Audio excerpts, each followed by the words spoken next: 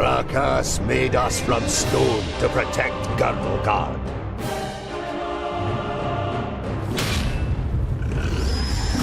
Against orcs, ogres, and all the other beasts of Tion. We are the guardians of Girdlegard. We are the children of the Divine Smith. We are the Dwarves.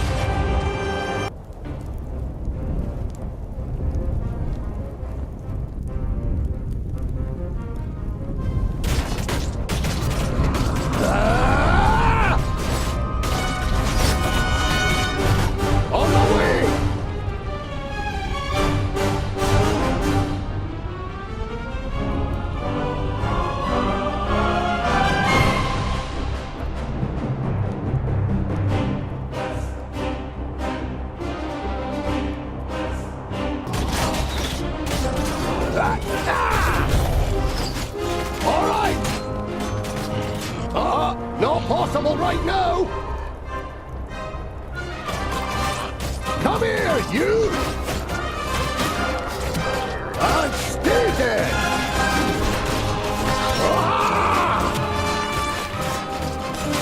Charge!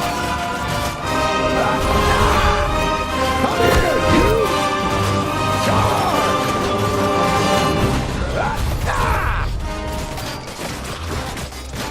Come here, you!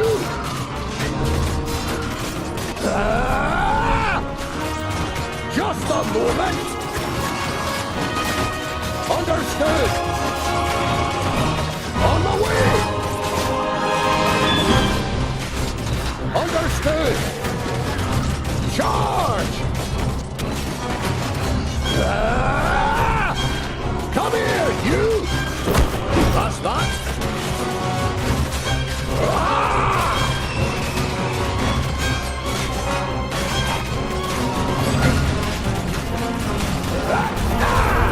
And again! All right! Come here, you!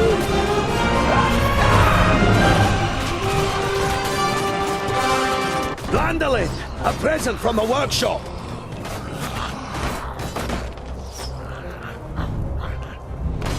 Understood!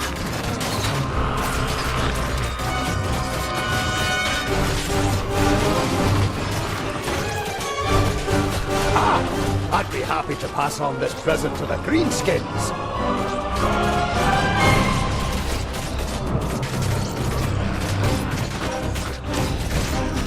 All right! Come here, you!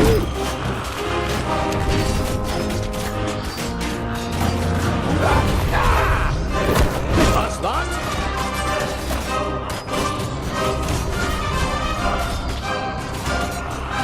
Come here, you!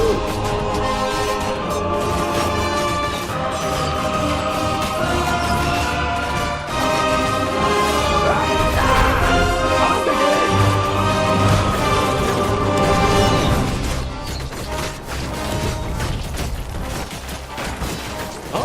Not possible right now!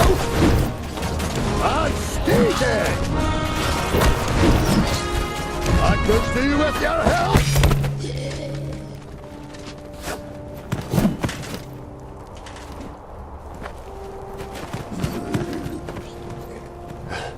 My king! What are you doing here? Giselbert I, the father of the Fifthling clan, has not been on the front line of battle against the creatures of Tion for many cycles. The king surveys the battlefield and the defenders with a grave expression. We are too few. This you know as well as he does. But there will be no reinforcements arriving. Hundreds of brave warriors lie inside the fortress dying. The illness is running rampant. It brings weakness and death. Stay at your posts. Be as steadfast as the granite of which we are made. Nothing can break us. Vrakas is with us.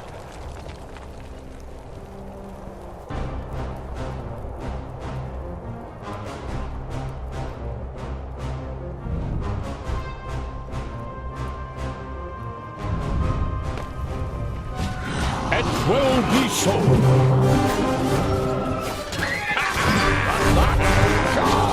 Another one gone! And again! Just a moment! Understood! Off with you! Not possible right now! Hammer time! For fracas! And stay dead!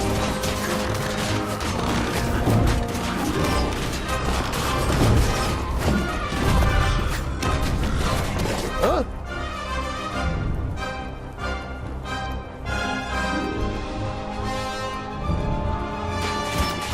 Charge!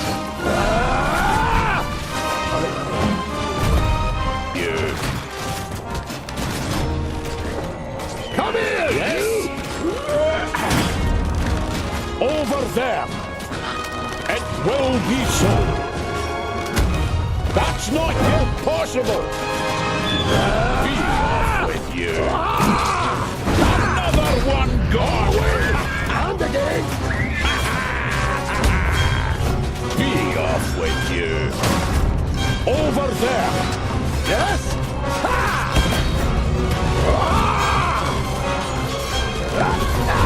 Yes? What is it? Another one gone!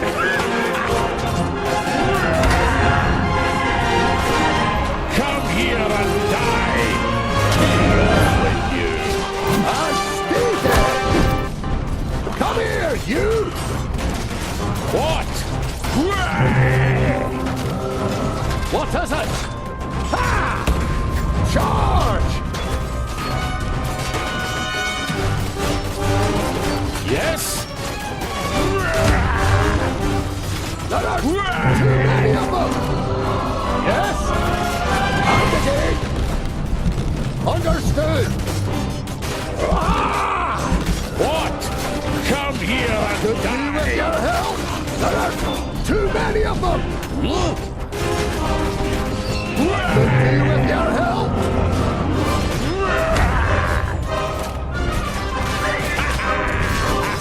What's that? For fracas! What?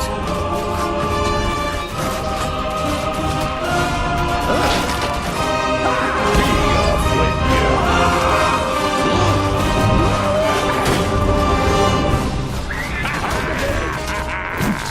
Be off with you! Yes? Charge! What? For fracas! Not possible right now! Another one gone! Yes?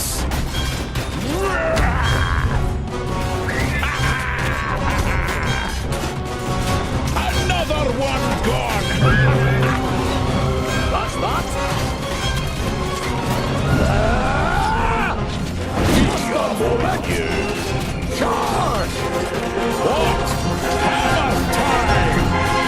For fracas! Another one gone! For fracas! Yes? Be off with you!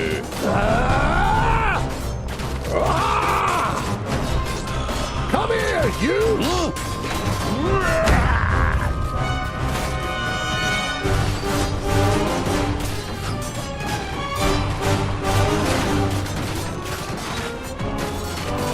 And again! These are the ones who attacked us in the tunnels. We suffered great losses beating them back.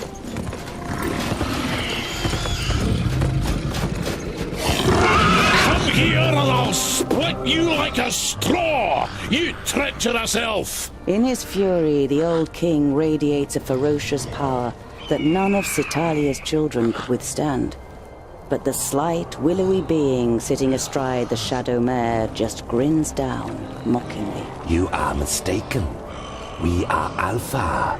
We are here to destroy the elves.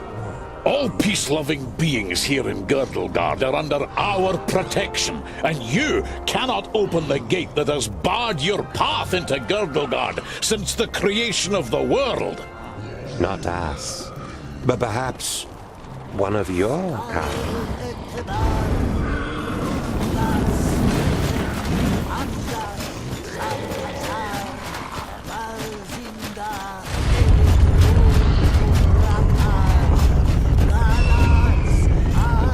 This cannot be. Silence, you fool! Rakas, forgive me for what I am about to do. Quickly! In formation! You must hold them back until I close the gate!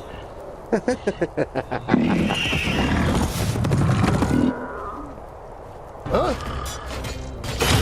Come here, you! Hammer time! And again!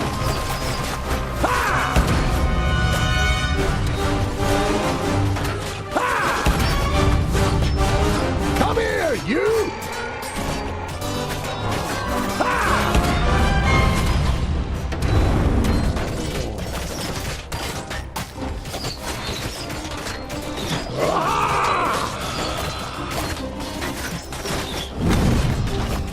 Come here, you! And again! And stay dead! All right!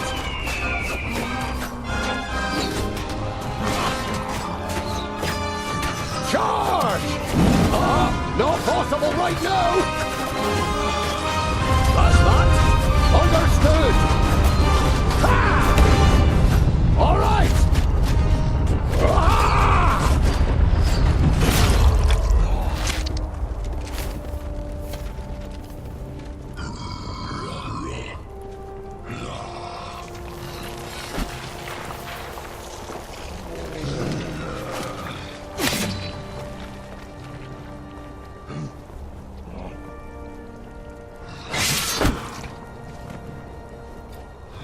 Look at me. I am Sintheras, the Reaper of your death. I will take your life, and the land will take your soul. Get out of my sight, pointy ears, and let me delight at the closed gate a little longer. The gate may have closed, but when you rise again from the dead by the power of the land, you will be one of us, and you will open it. Never! My soul belongs to Vrakas. No, your soul now belongs to the land, and henceforth you will belong to it forever. Now die, and return. Then hand us Girdlegard.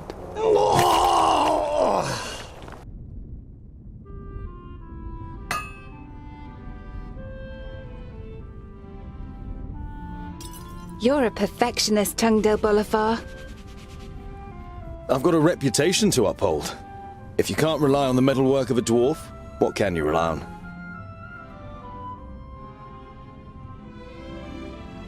What can I do for you? For me, nothing. It's Lot Yonan. He wants to see you in his study. In your mind, you go through all the recent incidents that might have annoyed the Magus. Apart from a few little squabbles with his famuli, nothing worth mentioning happened since the incident with your beard. You nod. Okay. You look dreadful. What a charmer. The maid gives you an ironic, reprimanding scowl. Ikana has been crying half the night.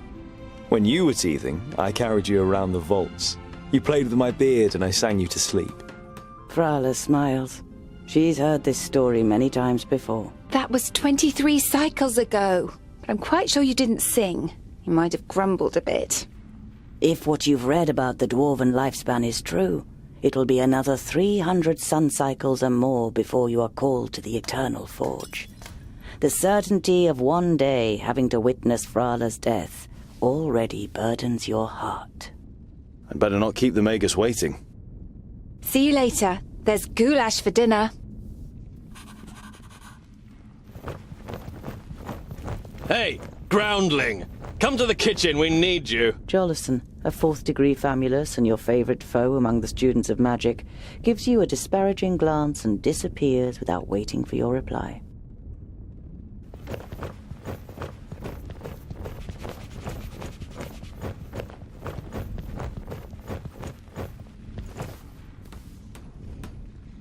Hey, what are you doing, groundling? We're still eating here. Why don't you go and get your own portion?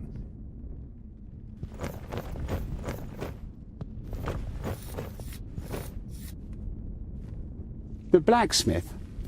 Do you want something? Did a horse bolt while you were trying to shoe it? It's certainly not on our plates.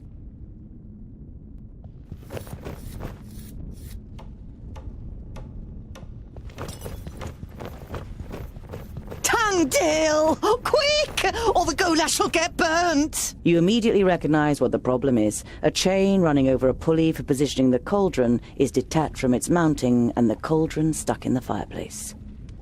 It's a heavy load, and none of the famuli, who feel superior even during kitchen duty, dare do anything. They might burn their fingers, or even get a bit dirty.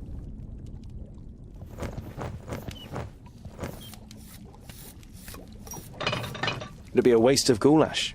And I'm hungry. Here, hold this. Do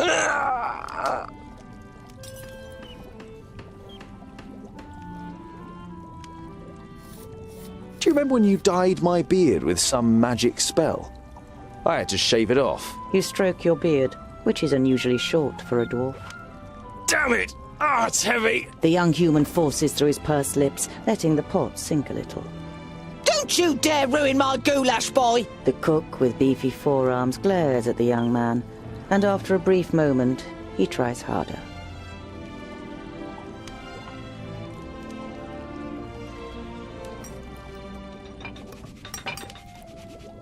You damned freak! For a moment, you hope the famulus really does raise his hand to you. But then he comes to his senses and leaves the kitchen, his face bright red. What a pair you are!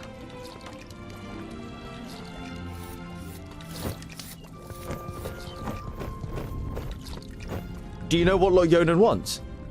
The maid gives you an amused look. She has often accused you of making things more complicated than necessary. Master Lord Yonan, Frala told me you wish to speak with me. Ah, Tungdil, come in. There is a bag over there in the cupboard. Take it out, please. It contains artifacts belonging to my former famulus Goren. I wish to return them to him. He's in Blacksaddle, 300 miles away. 300 miles? That's a long journey. Who are you going to entrust with this? I was thinking of you. Me? There is no one better to take on this journey. You have acquired much knowledge. You are almost a scholar. You know more than most famuli about Girdlegard and its inhabitants. It is time for you to go out into the world and see it with your own eyes. With pleasure.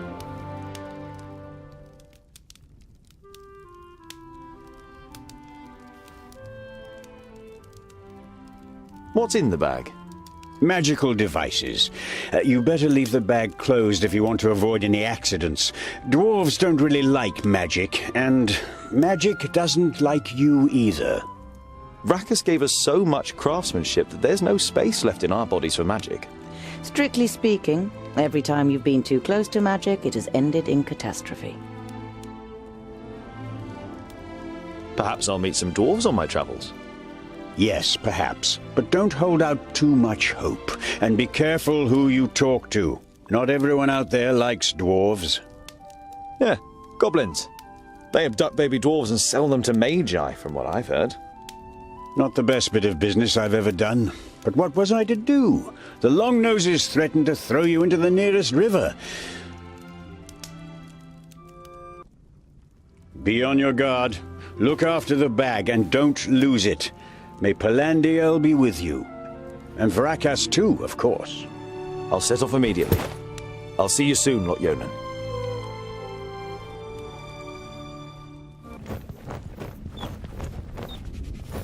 Hello, Frala.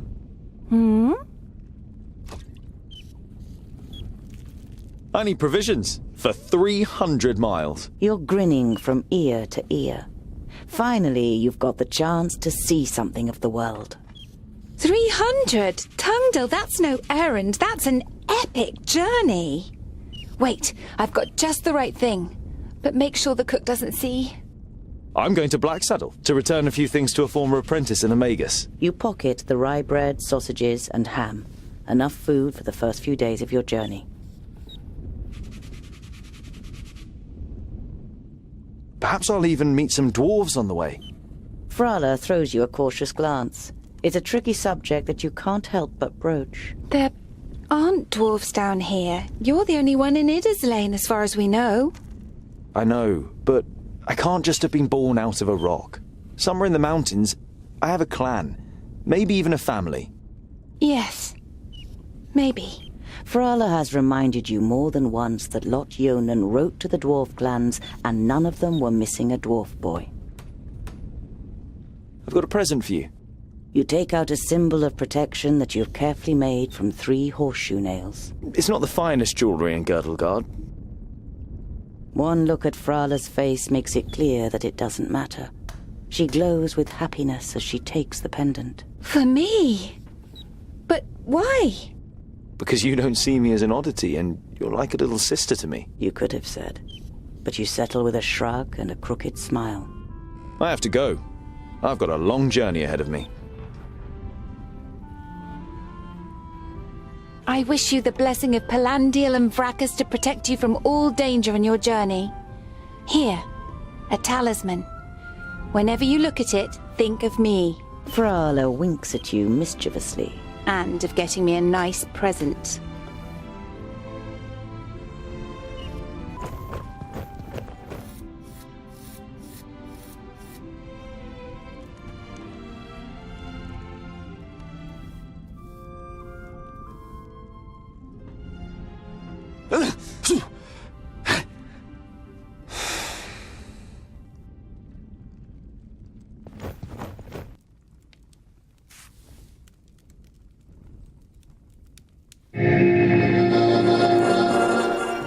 How nice to see you again, Lot Yonan. It must have been an age since we last met face to face. Nudin, welcome. Please, sit down. No, thank you, my friend. These are urgent matters, and I don't have much time. You must come to Leos Nudin immediately. The perished land is stirring. Are you sure? What makes you think that? I found out about 60 orbits ago, during a visit to the borders. Our magical barriers have weakened and become porous. The Elfar have left their land, and a huge horde of orcs have marched into Girdlegard. Were you able to strengthen the spell with your magic? No. I can't repair the damage alone. We need the combined power of the 6. The other 4 are already on their way here, but we need your help too. I will set off for Parista without delay. Oh, and as you're coming, could you also take the opportunity to bring back the things that I lent to you? Of course. I have them already packed in a bag.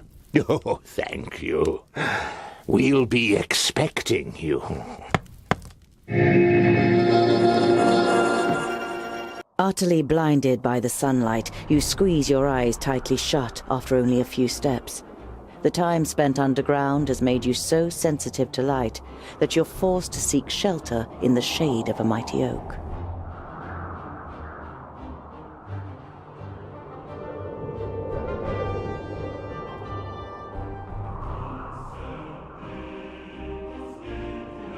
You reach a small lake by a birchwood. Your feet hurt and your eyes still. You pitch your camp and lie down to sleep on the hard forest floor. When you awake in the morning, your leg...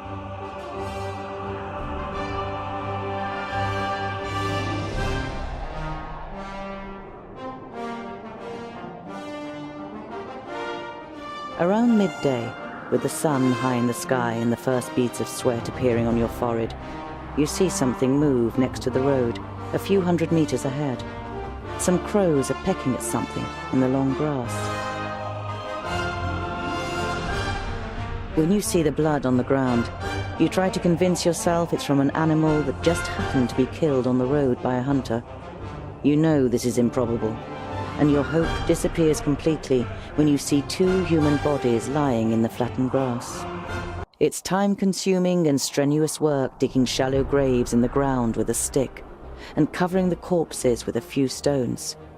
but it should at least keep the crows from their feasting for a while. You continue on your way so as to put a few more miles between you and your grisly find before night falls.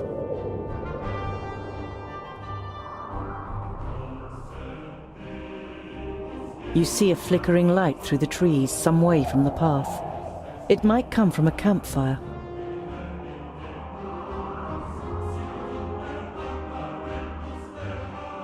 You walk towards the fire with confident strides until you finally make out 3 broad-shouldered men with axes. 2 rabbits are sizzling over the fire. The men are joking with one another, but you can only understand the odd word. They haven't noticed you yet.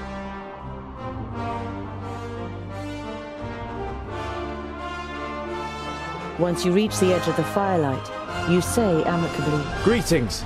My name is..." The men jump up and grab their axes. Who's there? Well, I'll be. Is that a groundling? The men look you over suspiciously.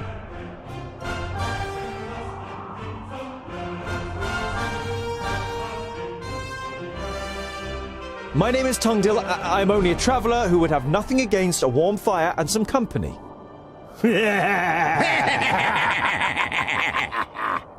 A groundling wants our company.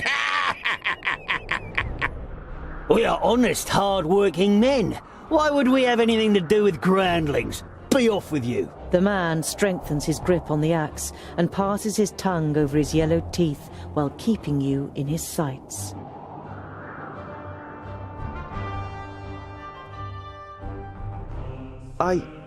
Sod off, groundling. Have I made myself clear? The man comes a step closer. Put down your weapons or I'll be forced to use mine. You threatening us, groundling?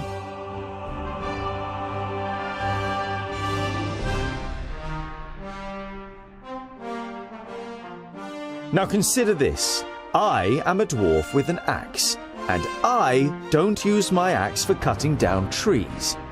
The men are visibly unsettled and lower their axes a little. I thought so. You turn your back on the men and walk back to the path confidently. You don't hear any steps behind you, and only once you've put distance between you do you dare look back over your shoulder. None of the men have followed you. You sigh with relief. It could have ended up a very painful experience if you'd provoked the men or shown them any weakness.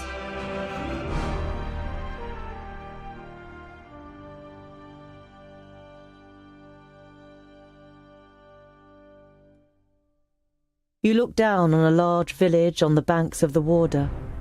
Some of the village is built on stilts in the river. A wooden bridge spans the fast-flowing water. A huge wooden palisade has been erected to protect the village from attack.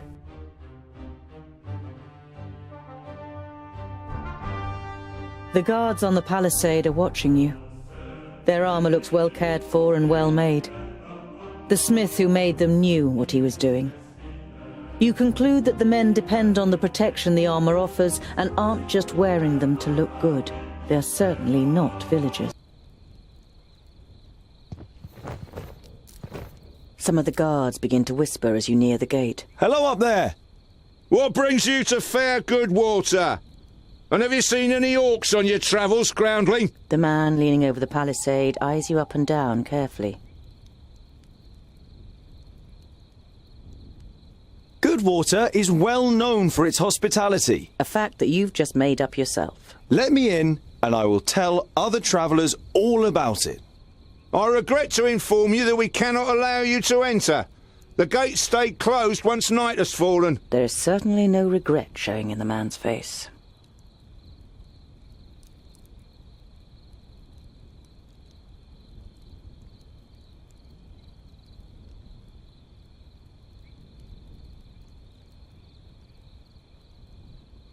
I'm a blacksmith and a dwarf. Let me tell you, your gate might look solid, but it won't withstand a real orc assault. The murmuring all around him makes the man pause for a moment. If anyone else had criticized the stronghold, they'd have been laughed down and shooed away. but no one understands defense systems like the dwarves. A dwarf blacksmith who just happens to be standing in front of our gate?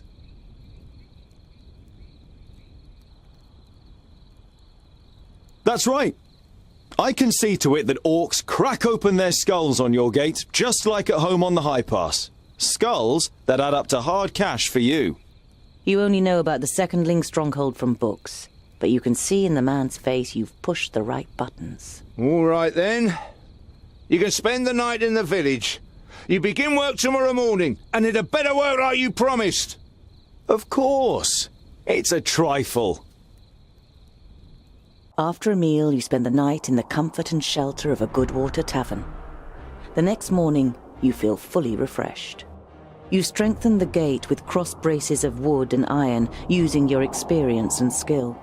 Now it should be able to withstand an attack for much longer. Mercenaries and villagers alike watch you work, clearly impressed. As you finish, a man approaches you. Well done, dwarf. We were right to bring you into our village. The village grew rich through bridge tolls, and this wealth must be defended.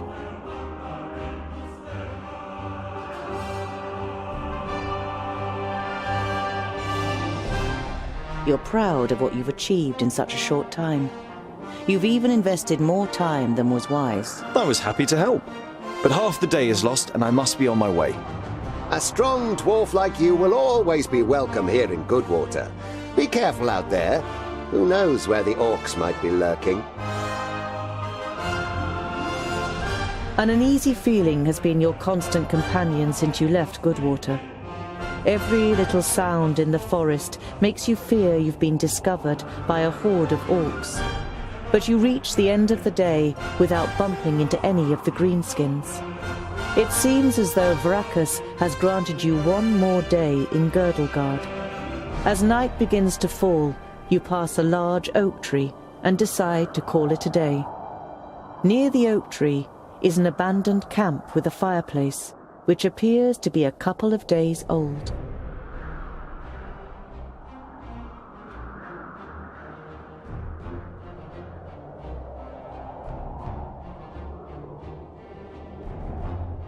You take over the abandoned camp as your own.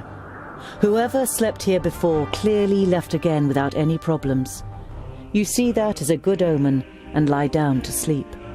You dream of orcs who creep up on you in the night, and even imagine you can smell the rancid fat of their armor. The stench gets stronger and makes you gag. You force your eyes open and look straight into the face of an orc who is holding a knife to your throat. Before you fully realize the hopelessness of your situation, you feel the blade cutting through your jugular. The last thing you see is a group of orcs baring their teeth coming towards you. Then everything turns black.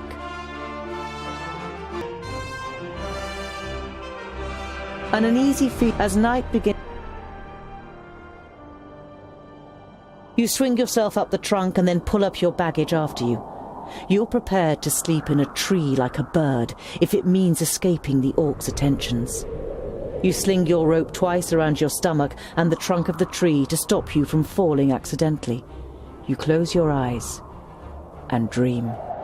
You see North Pass and smell the fresh, icy wind that sweeps over the peaks of Great Blade and Dragon's Tongue.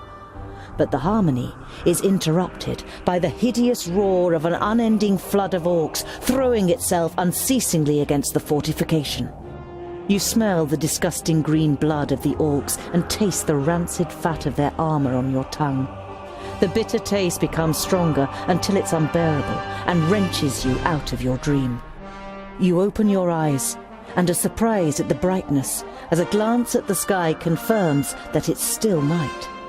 Your eyes move towards the ground, and what you see makes the blood in your veins freeze.